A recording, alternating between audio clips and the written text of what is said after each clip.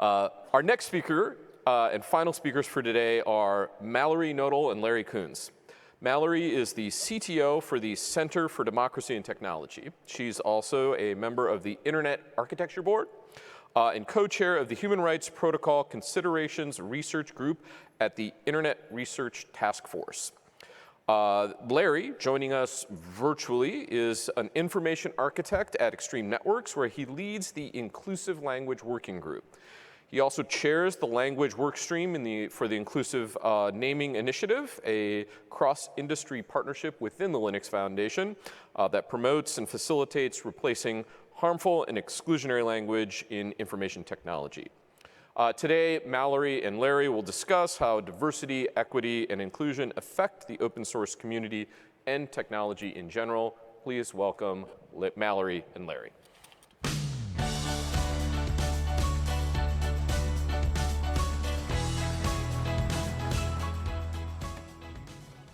Hey everybody, really good to be here. I'm joined by Larry, who's not here today. We're gonna round out this series of keynotes this morning with a bit of a chat on diversity, equity, and inclusion. So Larry, I'm hoping you can kick us off by giving us more information about the Inclusive Naming Initiative and your interest in it, how you got involved. Hi Mallory, and thanks, and hello to everyone at the event. I've worked in tech a long time, much of it as a technical writer in software and networking. I now hold the title of Information Architect at Extreme Networks. I'm part of a team there that's doing something audacious. We're updating the whole customer experience, from the website to the in-product experience to service and support, with everything centered around content. I appreciate the value of content, and I especially appreciate the value of having terminology that's consistent, that makes sense to our customers and business partners, and that doesn't make them feel offended or excluded. The INI, or the Inclusive Naming Initiative, is, as you mentioned, a subgroup of the Linux Foundation.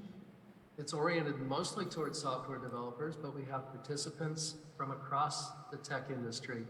And if you're listening and this sounds interesting to you, drop me a line. New people are always welcome. But INI publishes a list of words and phrases that are potentially offensive in user interfaces and documentation, along with recommending alternatives you can use instead. And you can check it out at exclusivenaming.org. Mallory, now to you. Your bio says you're a public interest advocate. Tell me what this means, and what is the role of civil society or public interest advocates in tech? Yeah, so I work at the Center for Democracy and Technology, which was founded in 1996 to shape and influence tech policy in Washington, D.C. And there's also, the sort of opposite is true. We work to help influence and shape the design, development, implementation of technology where voices from the public interest need to be heard. And so I lead that latter work at CDT. I use my technical background and my formal training to raise discussions in technical communities and engineering spaces about the impacts of technology on civil liberties, human rights, and social justice. I do also work with my policy colleagues at CDT and in other civil society organizations, many of whom are based in the legal profession or have backgrounds in diplomacy or governance, to help them and to help us collectively inform policymaking so that technical considerations, whether or not things are feasible, realistic, and also to make sure that they don't have unintended consequences for real people. So in total, I'm an advocate for social justice. There are obviously many starting points to that huge area of work, but just one of them has come in the form of finding resonance with the direct action in the streets that has been in the US really around to protect Black lives. And so that resonance has led us to helping to revive some of the DEI efforts in tech. And so, yeah, DEI, diversity, equity, inclusion. Wondering, Larry, if you can talk a little bit about how diversity and inclusion are related, and also how then they touch on the technology industry. Sure, thank you. Diversity recognizes that the people who use our technology represent a broad range of identities and experiences, races, nationalities, genders, religious faiths, and so forth. At Extreme Networks, we sell our products and services around the world, and we work to ensure that all of our content, our marketing and support, but especially our in-product experience, is appropriate for our very broad and diverse audience. And that's what inclusion is about. Designing products and documentation to make all of these diverse people feel comfortable and respected, and avoiding things they might find exclusive or offensive, and that leaves them out. So that's this quick summary of diversity and inclusion. Mallory, can you describe the other component of DEI, equity? And also, what's the difference between equity and digital equality? Yeah, so this one certainly has the equity, the E in DEI, has some unpacking to do. So equality is what we're mostly familiar with. It just makes sure that everybody gets equal and same treatment, which is really important in certain contexts, like legal proceedings, for example. But usually what is called for and what's needed is equity. Equity is when you're concerned about the outcomes, that everyone's outcome is the same. And so that has to take into account then the different various advantages and disadvantages and experience that people have had or currently have. So this approach, this outcomes-oriented approach to diversity, equity, and inclusion is really, as a whole, rooted, or the basis for, I think, liberal democracy. And global governance as well. So there's a really good book about this subject if folks want to check it out. It's actually some of her older work. It's Virginia Eubanks wrote Digital Dead Ends before some of her latest work. She really, in that book, trebles this idea that the way to achieve these outcomes is through the development of science and technology. Is like the main way that you get to greater prosperity and equality for all, because in fact, actually, we found that in the digital age, inequality and exclusion can be made worse, and I think that's rooted in this conventional logic that there is a digital divide, that some people have technology and some people don't, but it's actually a lot more insidious and complicated than that. Tech relies on low-wage workers. So even if the tech is equally distributed, it's not lifting all boats in an equal way.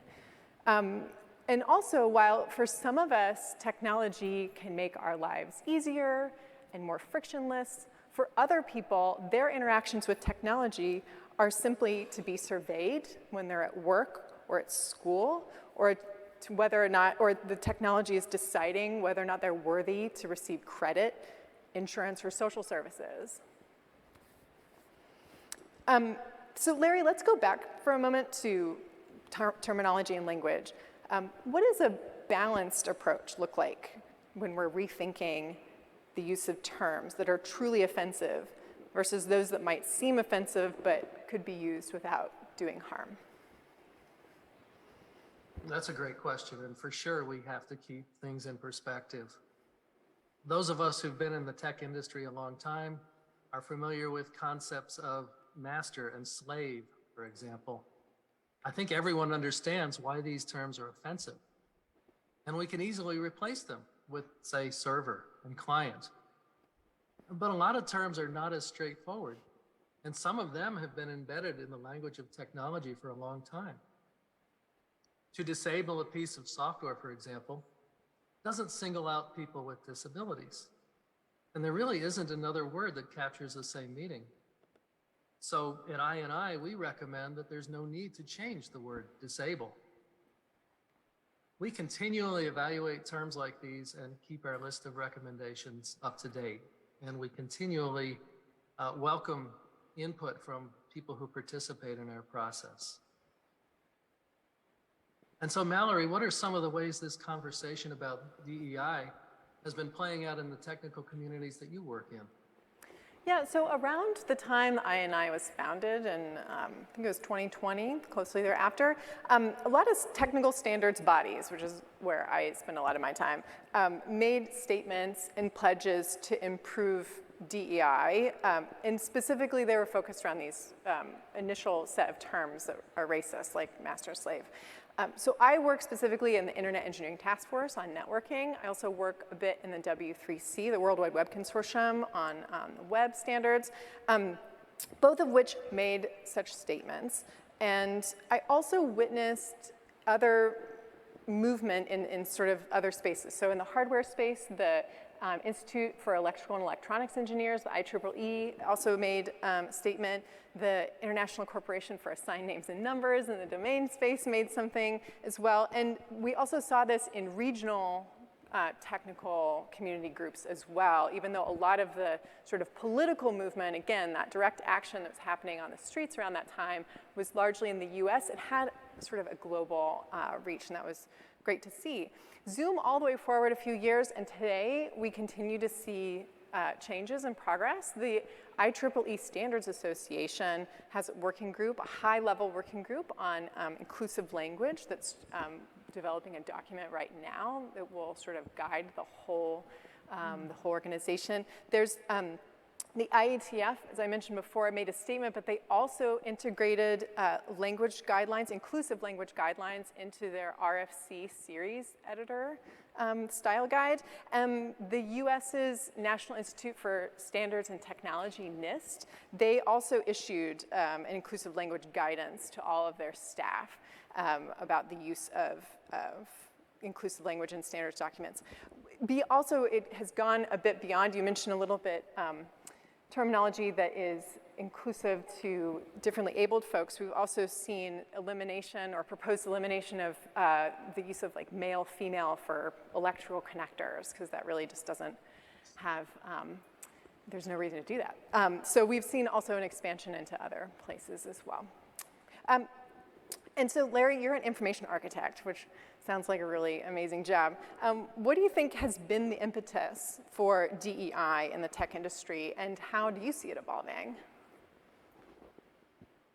Well, I think the increased awareness of DEI in tech, as you've already referenced, is the things that are going on in the streets, and the awareness of DEI in society as a whole. Many of us now believe that understanding diversity and practicing inclusion is simply the right thing to do. But beyond that, tech companies and businesses as a whole are increasingly attuned to the value of engaging with their customers and business partners. And inclusion strengthens the bonds of engagement. As a result, it turns out that companies that seek to welcome and include people are more likely to succeed in the marketplace.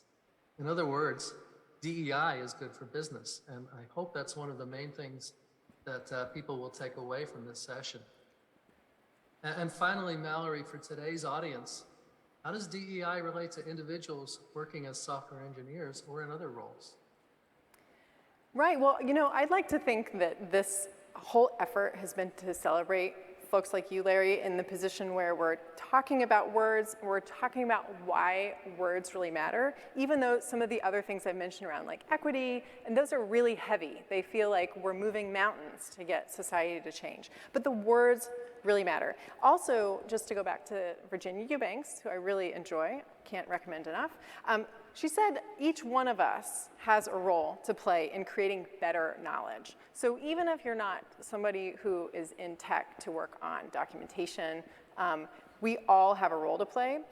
For folks doing software development, this is also a call to embrace some of the emerging technical development methodologies like co-design, where you could work alongside people who are closest to the problems that you're trying to solve because they have the best information about those problems.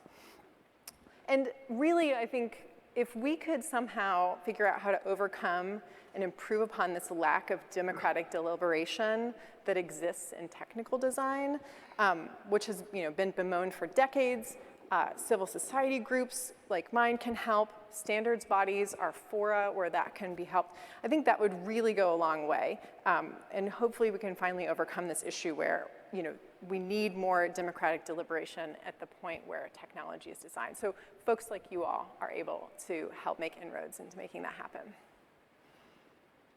Thanks, Larry. Thanks everybody Mallory. for coming. Appreciate this conversation. Yeah, thanks everyone. Thanks for